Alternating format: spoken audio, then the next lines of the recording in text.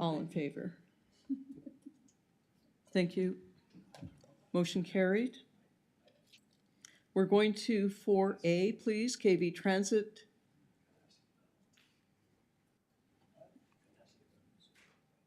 As Vice Chair of the FRC Transit Committee and as Chair of our Transit Committee, I'd like to have Councillor Bigger please introduce KV Transit Demonstration Project.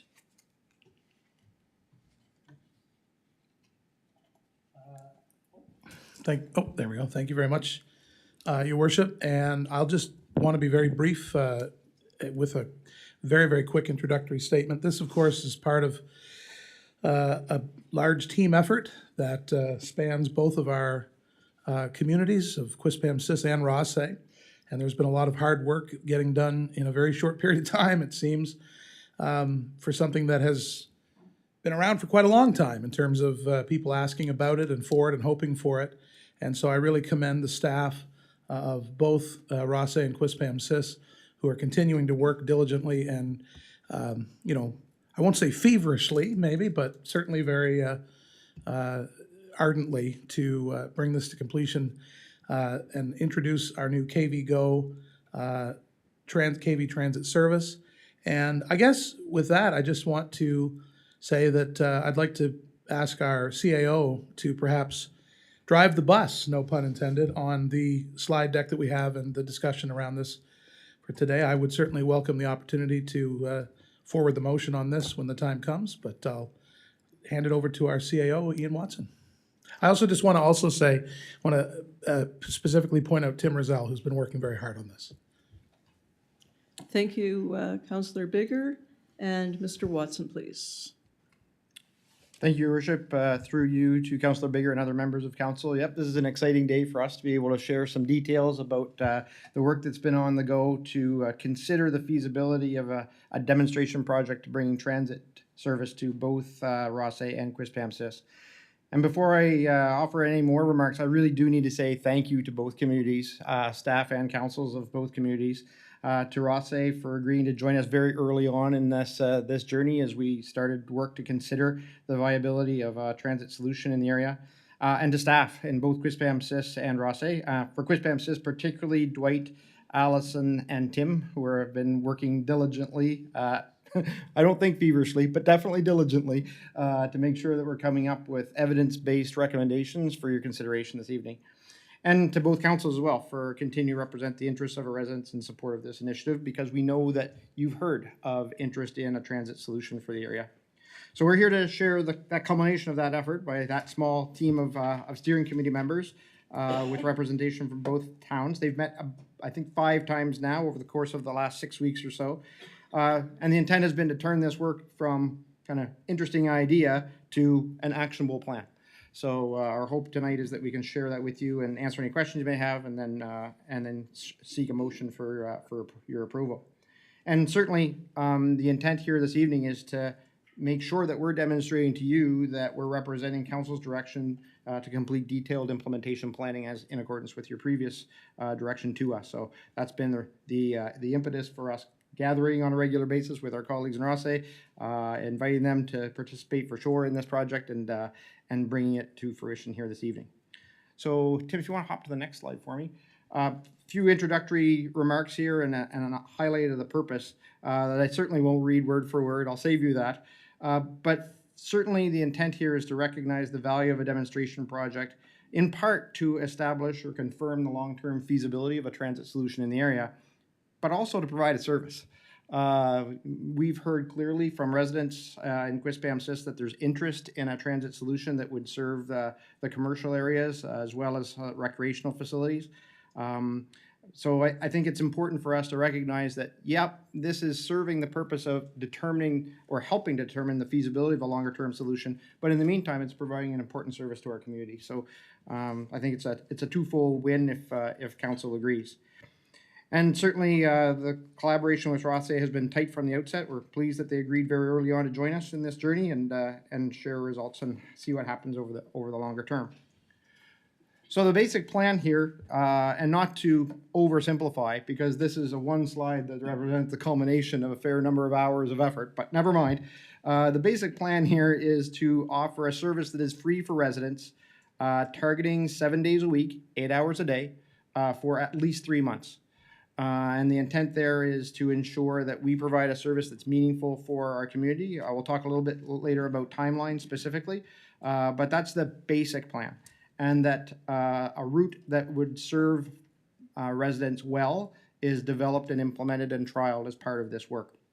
So you'll see in the slide there that priority stops have been identified, that the number of stops is focused on population density, essentials that folks are looking for, access to recreational facilities, but it also needs to make sure that not only is it stopping there, but it's able to collect residents from the residential areas of both communities, which frankly does introduce a little bit of a difference between the necessity in Quispamsis by virtue of its geography versus Rosse.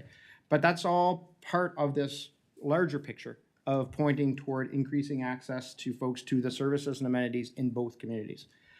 So maybe with that, I'll turn it to Dwight for a discussion on routing, because that has been where most of our most recent discussion has been centered, is to making sure that the route is one, or the routes are ones that have the strongest potential of collecting folks from residential areas and being able to take them to areas of interest to them. And I would say, again, a really big vote of thanks to Dwight and the GIS team. This is an evidence-based exercise. This is not us reacting to an individual interest or an individual thought that there's a particular zone or a particular destination in mind, although that certainly has formed part of our conversation. We needed to make sure that we were designing routes that would be useful for our residents. So with that, I'll turn it to Dwight for an exploration of how we landed where we did in terms of a routing recommendation, knowing that if council agrees from a feasibility perspective that to go ahead with implementation, that we would certainly be open to adjusting that either during or after the feasibility project. But that this project needs to start somewhere, and we believe firmly that this is the preferred route for consideration. So I'll turn it to Dwight if it's okay with you, Your Worship. Thank you, Mr. Watson. Mr. Coburn? Thank you, Mr. Watson, through you, Your Worship. So just take a few moments to go through, I guess, where we are in terms of some of the routing and how we came to that point. So what I present to you is initially when we talked about this, there was a request of a very straightforward hit all sort of the key points of the municipalities in terms of the recreational facilities, so things like Means Cove, Renforth, Wells, as well as look at the core area in terms of the shoppers, Sobeys, those types of things. So when you draw that on a map, essentially this is what you get. So the first question that comes out is, how are the people in in sort of the density areas getting to Shoppers? So I have to travel from, Gondola Point Road to Shoppers to get on the bus. So it's like, okay, we can have a bus that runs around empty, or we can have a bus that runs around with some people on it. So we went to the next of looking at the preferred route. So the preferred route integrated some of those stops in sort of the residence areas, but then we started looking at a time. So this sort of basically looked at the bus traveling continuous loop around, hitting all these points, navigating in through some of the areas in terms of the collector streets to provide an opportunity for people to use the service. In terms of runtime, that's about 92 minutes. So that's about an hour and a half on the bus to complete the loop. So then what we looked at was, okay, how do we make this a little more sort of focused in terms of where would people be going in terms of core area versus if you're going to some of the recreational facilities, you're probably not going there for 45 minutes or an hour. You're probably going there, you're probably there for a couple of hours, and then you want to take the bus back. So what we landed on was, let's look at what we call an inter and an outer loop, okay? So what that does is it has the ability for the bus to go essentially at this stage as we, again, tweak things and get it to where we want it to be, essentially in that inner loop twice, and then we would look at, okay, you hit the outer loop once. So you have that sort of time frame of about every couple of hours, it's hitting the Wells, the Renforth, the Means Cove, but it's hitting the inner loop at about I think we have the numbers here. Yeah, about 56. So it does the entire thing. What that also allows us to do in terms of the Rosse is it allows us to also add in places like K Park. So you have a couple of stops in K Park, allows people from K Park to get into that sort of core area. Some of the bus stop locations, we've aimed to provide these stops at public facilities. So places like the Qplex, obviously the town halls. So if you're looking at Pettingill Road, we're looking at the QR parking area. So these are places that provide the bus with the ability to pull off and provides for accessibility as well. Again, these aren't sort of iron and stone, but these are what we're working with through this. So it provides ability to actually navigate through the residential areas, opportunity for people to actually avail of the service, get them into the destination points within a reasonable time.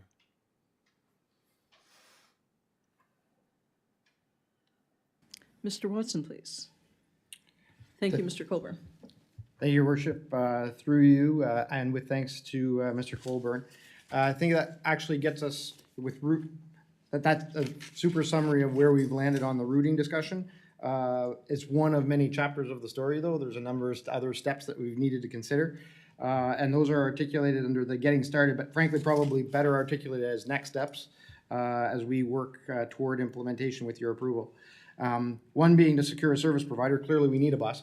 It would not be our intention to employ folks directly or to buy a bus for the purposes of a short demonstration project, but rather to outsource that service through the provision of a provider that has an accessible bus. We do see the need for early and ongoing surveying of the public for how they feel about this project. Both the users of the project and those that have chosen for whatever reason to not use the service. So there's a number of instruments that are being developed now in collaboration with both towns at the communications offices to consider our ability to collect meaningful data on stops, times of use, days of use, usage expectations, user satisfaction for those that are using, etc. As you've seen, we've worked hard on routing to make sure that there's a routing solution that appears to meet the needs of both communities. Again, that would be subject to some adjustment, potentially during the demonstration project if it's clearly important to make that adjustment. Otherwise, it would be as part of the evaluation project after the evaluation or after the demonstration project comes to an end. There are a couple of other pieces that are perhaps a bit more tactical, but still important. Mr. Colburn mentioned our intention to use public property for stop locations as much as possible. That's absolutely true. There do remain a few commercial areas that we expect will be of interest, and we need to secure the permission for those property owners or leasehold owners to use those locations. And then finally, and certainly more tactically, people need to know where the stops are. So there's a communications plan that Tim will speak to in a minute that includes identification of stops and communication of those steps. So perhaps, Your Worship, with that and with your permission, we could turn it to Tim for a further discussion on the communications and community engagement pieces. Thank you, Mr. Watson. Tim. Thank you, Your Worship, through you to council and staff. In terms of the community engagement and promotion side of this, it would be multifaceted, obviously. Starting tomorrow, there will be a pre-launch survey available to the public that will engage them on a number of different questions surrounding this service. Things like, what do you see yourself using this service for? How would you use this service? When are the best times of day for you to potentially use this service? Things like that. A fairly short survey, but a survey that can really give us a handle on those individuals and groups and families that we're trying to reach when we're introducing a service like this. So the survey will be a big part of that. Obviously, we will have news releases in place. I notified media today that this was coming, and we do have some media that are paying attention to this here tonight, and that's wonderful to see. And so, obviously relying on getting that message out in that way.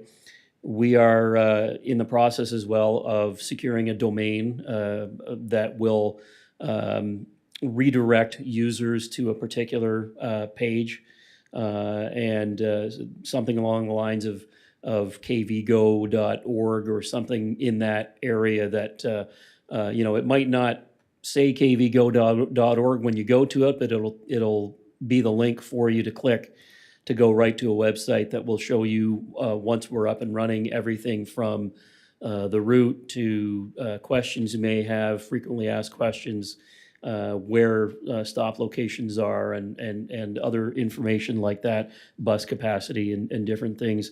Obviously, we're going to hit social media pretty hard and get this out in that way as well, and looking at different options with other advertising, including radio. So, a number of different avenues. We're also looking at things like paid social media ads, paid Facebook ads, and things like that, targeted ads that would go to specific areas in this particular region, and that would really help promote it to our two communities. And then the key messages, that we would want to get out, would be a number of things, but we are excited to see how our residents respond to this, because we have both, as was mentioned in an earlier slide, both anecdotally and empirically, in both communities have heard of the need and the desire to have this type of service here. So we're really hoping that that this will help really get this process going and get us to a particular end game that can really become a more long-term solution. And this is a really important step to getting there. So I think those are the main messages that we want to get out, is that we want people to take advantage of this, and we are hoping that the time frame, the 3 to 4 month time frame, can potentially encourage people to change their habits and use it for getting to the grocery store, getting to the beach or the park or what have you, and encourage that that usage that we believe is going to be there. Thank you, Tim. Mr. Watson. Thank you, Worship. And I think with Tim's comments in hand, we'd be remiss if we didn't also highlight to Council any risks that are associated with the project as part of your consideration prior to providing approval for us to proceed. And one certainly, as highlighted on the slide, is over-participation. I mean, you can imagine that under-participation is probably less of a risk, because people are still, if it's under-participated, people are still able to get on a bus and get to where they want to go. If it's over-participated, then folks are waiting because there's a full bus and it needs to go by because there's no opportunity to get on. That said, I think on all of these, actually, we have considered the appropriate mitigation strategies, and here we may need to consider adjusting the service delivery model or changing the routes along. This would be one criteria, I think, that would encourage us to come together early and to reconsider routing and or the service delivery model. And certainly, I would say that the planning group that has been active to date would remain so and be able to be responsive to that concern if it arose. Tim also spoke about the change in behavior that is required, and we've been cautioned a few times that 3 or 4 months may not be a sufficiently long demonstration project to change the long-term behavior of folks who are very car-centric in today's environment, and understandably so, having not had exposure to anything else other than their ability to use their own personal vehicle or use a cab. So that said, I think I go back to my earlier comment that yes, this is a feasibility project for 3 or 4 months, but it's also delivering a service in the meantime that residents have asked you for. So I think I want to be mindful of that, and I think it's certainly not unreasonable to suggest that any demonstration project can help us gauge the feasibility of a longer term solution. So whether or not we see automatically by virtue of the feasibility or demonstration project long-term changes in rider behavior or in resident behavior in using the service longer term, I'm not sure that that's a fair metric to hold us to for the purposes of determining whether or not this has value. It has value in providing a service, and it has value of considering the longer-term feasibility. It'll give us an early mark for sure. Certainly, the other risk of routing and timing doesn't meet the needs. We worked hard to use data to guide that. I hope Mr. Colburn's presentation reflects that. reflected that well. But certainly, we're open to further discussion on routing and stop locations if that arises.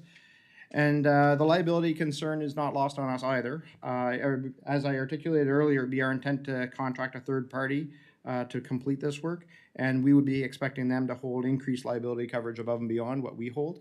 And we have confirmed with our insurer that having done so, there would be no impact on our insurance coverage or premiums. So I guess the magic question then is, okay, if this all sounds good, when are you going to do it?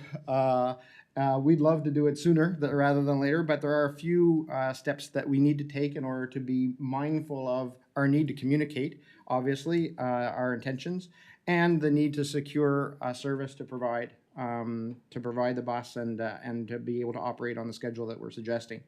So I would suggest that with council's approval, the intent would be to plan to place the opportunity on the Opportunities New Brunswick site this week. Rosse has offered to lead that work.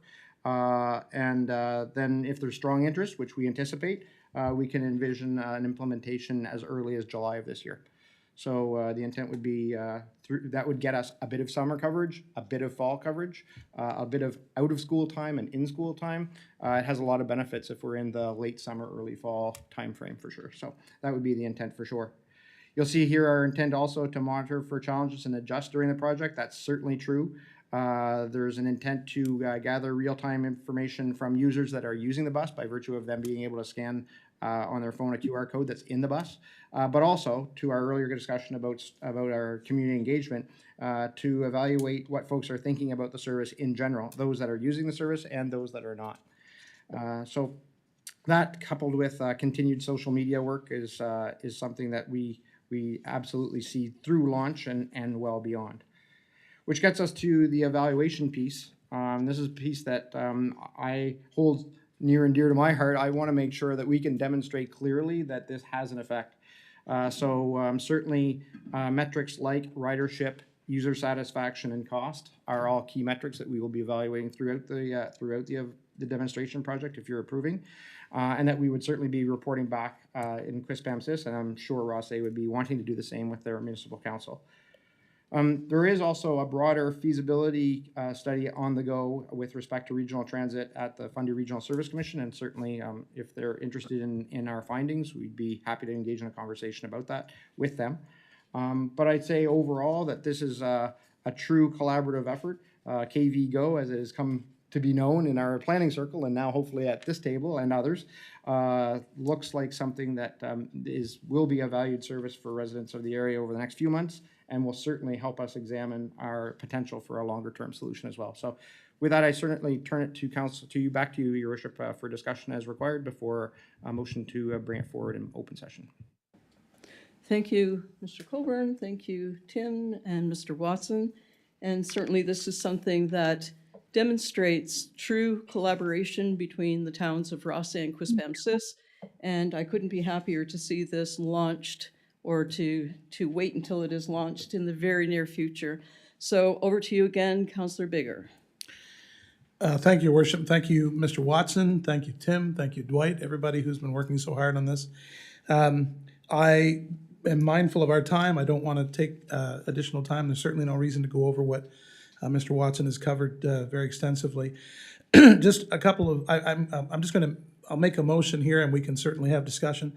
I just wanted to, of course, also mention our Transportation Committee. A lot of people have been talking about this in a lot of meetings, it seems, and our Transportation Committee has also provided great guidance along the way as we've talked about this more broadly. And of course, the staff working group has been digging in surgically on all of the details that we have before us tonight. But I appreciate all the guidance and camaraderie on the Transportation Committee as well on this Committee of Council.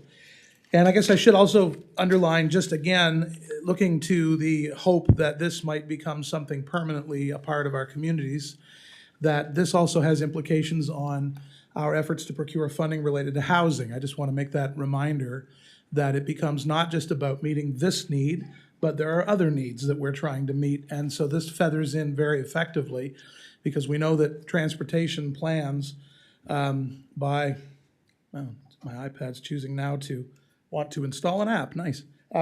We know that being able to display transportation and transit plans can be a very valuable part of getting over the hump where funding is concerned related to housing projects.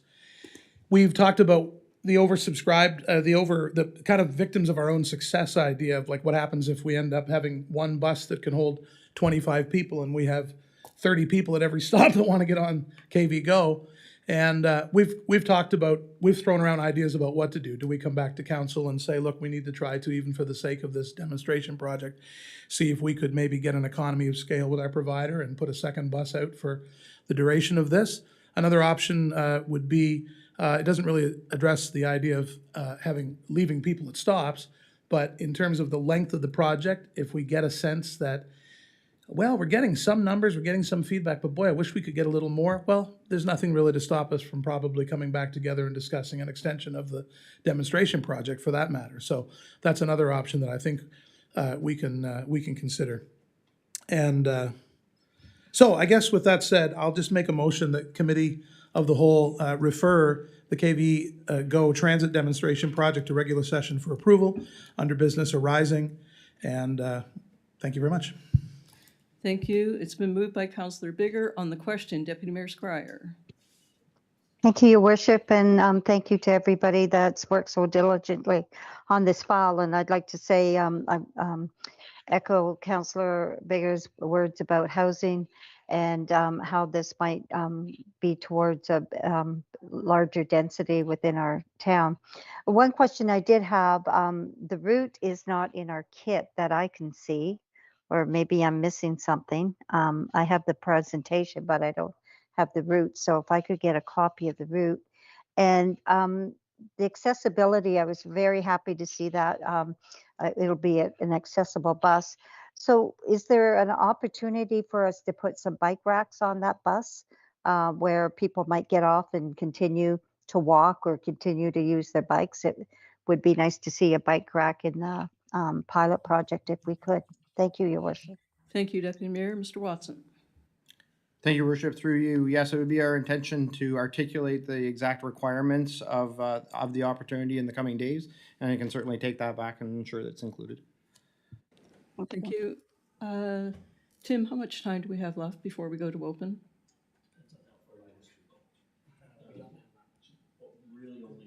Five minutes? Okay, ladies and gentlemen, we have about 5 minutes left. Next in queue, Councillor Donovan. Thank you. I just want to say that I think this is incredible.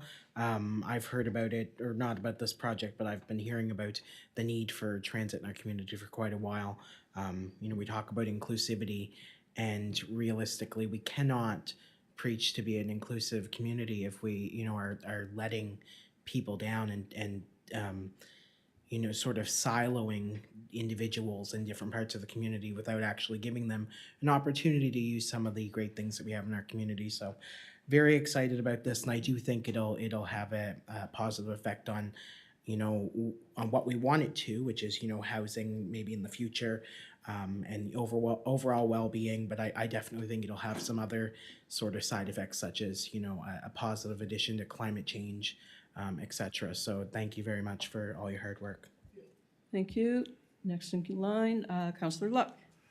Thank you, Your Worship. Through you to either CAO or to maybe to Tim. First of all, I think it's wonderful, very exciting, very happy to see this. One of the things that I didn't see in the proposal, and I just want to make sure that we are cognizant of it, is through an age-friendly and inclusivity lens. A lot of it is focused on social media, QR codes, and I see this as a huge resource for some of our older residents that potentially don't drive and are using taxis to get to the grocery stores, et cetera. So I'm just wondering what our plans are in terms of some paper, old-fashioned paper copies to get the word out, to gather their feedback so that it's not all technology driven. So if you could speak to that, that'd be great. Thanks. Thank you. Councillor Thompson. Thank you, Your Worship. I think that's a wonderful idea. Sir, okay, just 1 second, please. What was that? Tim can I Tim, can go answer that. Just through your worship to Councillor Luck, I think the intention is to have paper copies of surveys at both town halls and potentially at the Qplex and some other locations that are frequented by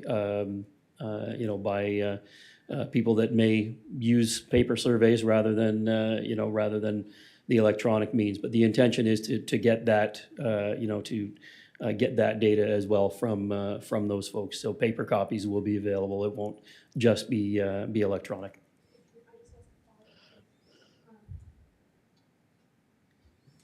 Thank you for that. And will they also have paper copies in terms of routes? So it's not just having to go to a website or have to go online to get, like there'll be like paper, some type of paper that they can actually know what the routes are? That will be the plan, is that we'll have those available at both town halls. Awesome, thank you. Thank you. And also the Hive is a good place to have some of that information. Councillor Thompson. Thank you, Your Worship. I think, like I say, this is a wonderful idea. But I just have one question, is I don't see anywhere where there is cost. I know it was presented to us previously, but I don't know what the cost for Quispamsis is, or if it has changed. For each of the towns.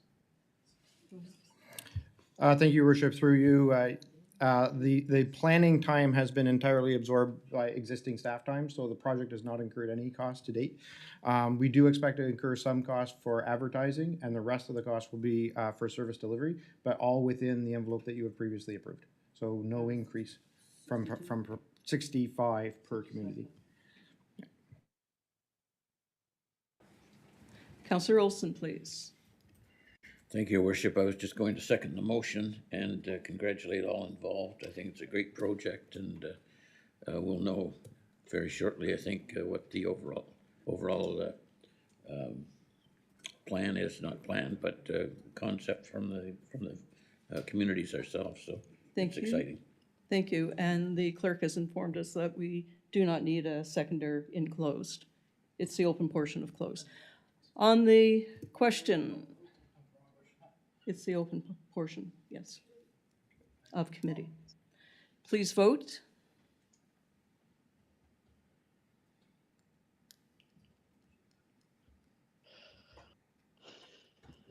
Do we need a motion to come back to closed? We will have to, Just go back after opens? yeah, we're gonna have to finish our two open items at the end, and then a resolution to go back and go Okay. later, so. So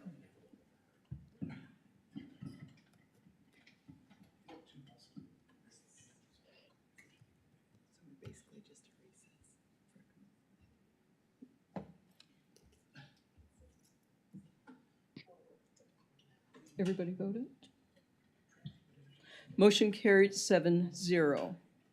That ends this session of open committee, and we will now go to regular council at 6 o'clock. Thank you.